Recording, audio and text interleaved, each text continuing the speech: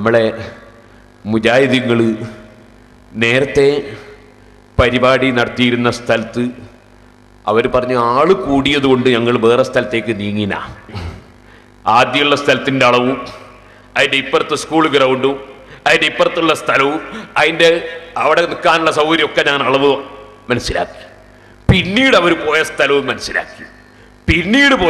മനസ്സിലാക്കി ഓരോ സ്ഥലത്തും നീങ്ങിക്കൊണ്ടിരിക്കുമ്പോൾ അളവ് കുറഞ്ഞ സ്ഥലത്തേക്കാ നീങ്ങിയതും ആള് കൂടിയതുണ്ട്.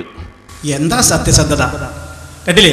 നമ്മൾ പരിപാടി നടത്തിയ ആദ്യ പരിപാടി മുതൽക്ക് അവിടുന്ന് അങ്ങോട്ട് പിന്നെ ഓരോ പരിപാടിയും അളവ് കൂടിയ സ്ഥലത്തുനിന്ന് ആൾക്കാർ കൂടിയത് കൊണ്ട് നമ്മളിപ്പോ ആൾക്കാർക്കൊന്നും ഇരിക്കാൻ സൗകര്യമില്ലാത്ത ഇടുങ്ങിയ പ്രദേശങ്ങളിലേക്ക് ഇങ്ങനെ വന്നുകൊണ്ടിരിക്കുകയാണ്. കാരണം മൂപ്പരിപ്പോ നമ്മളെ 8ാമത്തെ ഗണനാണല്ലോ.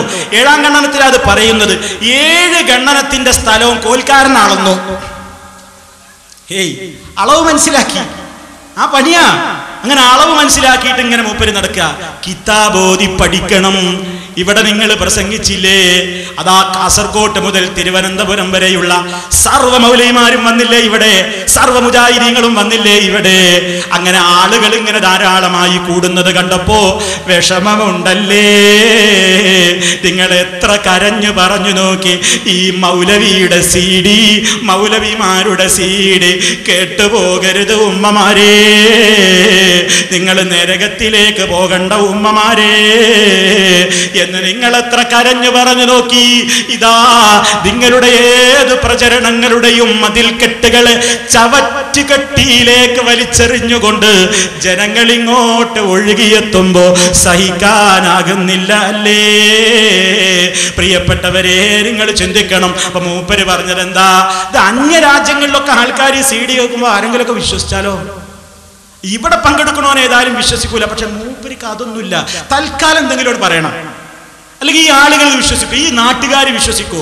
ആള് കുറഞ്ഞ സ്ഥലത്തേക്ക് ഇങ്ങനെ വരും. അപ്പൊ നമ്മൾ 1ാം പരിപാടിക്ക് ഇപ്പോ ഇതിപ്പോ 8ാമത്തെ ഗണന, 8ാമത്തെ ഗണനത്തിനുള്ളതിനേക്കാൾ ഗംഭീരമായ ജനക്കൂട്ടായിരുന്നു 1ാം പരിപാടിക്ക്. ഇപ്പൊ കുറഞ്ഞതാ, കുറഞ്ഞ് നമ്മളിപ്പോ എവിടെ വന്ന് നിൽക്കണേ? മൂപ്പരിക്ക് വലിയ വിഷമം. ഇടക്കിടക്ക് മൂപ്പര് പറയുന്നുണ്ട്, മൗലവി ഇവിടെ വന്നിട്ട് കള്ളുഷാപ്പിന്റെ അടുത്തുനിന്ന് പ്രസംഗിക്കാണ്. ആ കള്ളുഷാപ്പിന്റെ അടുത്ത് നിന്ന് പ്രസംഗിച്ച പ്രസംഗത്തില് മൗലവി പറയുന്നത് എന്താണെന്നറിയോ? ഇപ്പോൾ ഒന്നുകൂടി കള്ളുഷാപ്പിന്റെ അടുത്തിട്ടാണ് സ്റ്റേജ് കെട്ടിയതെന്നാണ് അറിവ്. ഇരിക്കട്ടെ, ആ കള്ളുഷാപ്പിന്റെ അടുത്ത് നിന്ന് പ്രസംഗിച്ച പ്രസംഗത്തില് മൗലവി പറയുന്നത് എന്താണെന്നറിയോ? എനിക്കറിയില്ല ഇവിടെ ഒരു കള്ളുഷാപ്പുള്ളത്, എനിക്കാവട്ടെ അറിയൂല. എന്താന്നൊക്കെ ഒരു ബേജാറ്. ഒരു ദിവസത്തിൽ അല്ലെങ്കിൽ കുറെ മാസം കഴിഞ്ഞിട്ടല്ലേ ഒരു പരിപാടി നടക്കണത്. ആ ഒരു 2 ദിവസം ഈ സമയത്ത് ഇവിടെ കുറച്ച് ആള് മുടങ്ങിയിട്ട് വല്ല ബുദ്ധിമുട്ടും നിങ്ങൾക്ക് തോന്നുന്നുണ്ടെങ്കിൽ ഈ സാധനം വേറെ പലയിടത്തും കിട്ടൂലേ? നിങ്ങൾ എന്താ മനസ്സിലാക്കിയത്? എന്താ അതൊക്കെ തർക്കമുള്ള വിഷയ? കള്ള് ഷാപ്പിന്റെ അടുത്ത് പ്രസംഗിക്കണേ. ആദ്യം പറഞ്ഞു സിനിമാ ടാക്കീസ് പൊളിച്ചോർത്ത് പ്രസംഗിക്കണേ.